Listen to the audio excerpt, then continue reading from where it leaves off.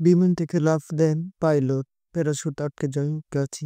স্বপ্নে ছিল আকাশ জয় করা, দায়িত্বে ছিল দেশ মাতৃকার সুরক্ষায় আকাশে উড়ব। সেই স্বপ্ন আর দায়িত্বকে হৃদয়ে ধারণ করে এগিয়ে চলেছিলেন ফ্লাইট লেফটেন্যান্ট মোহাম্মদ তৌফিক ইসলাম সাগর। কিন্তু জলপড়তে না করতেই নেমে গেল তারাটিল। নিয়মিত প্রশিক্ষণ চলাকালে দুর্ঘটনায় প্রাণ হারালেন দেশের এই পাইলট। রেখে গেলেন অগণিত মানুষের ভালোবাসা, গর্ব এবং শূন্যতার দীর্ঘশ্বাস।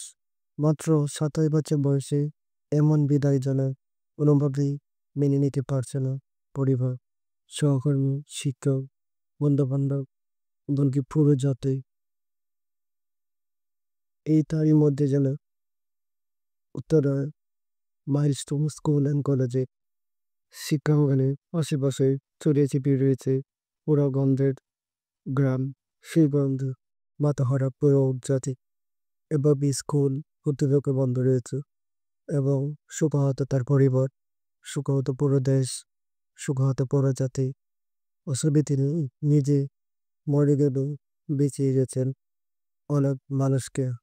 তার এই প্যারাশুট জ্বলে রয়েছে গাছে, সেটি বলে দেয়।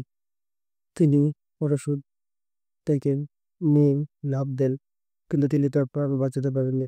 তিনি চলে গেছেন লাইফের উদ্দেশ্যে। এভাবেই প্রতিটি গল্প ওই দিন হারিয়ে যায় এবং ভালোবাসা রেখে যায় আমাদের মাঝে।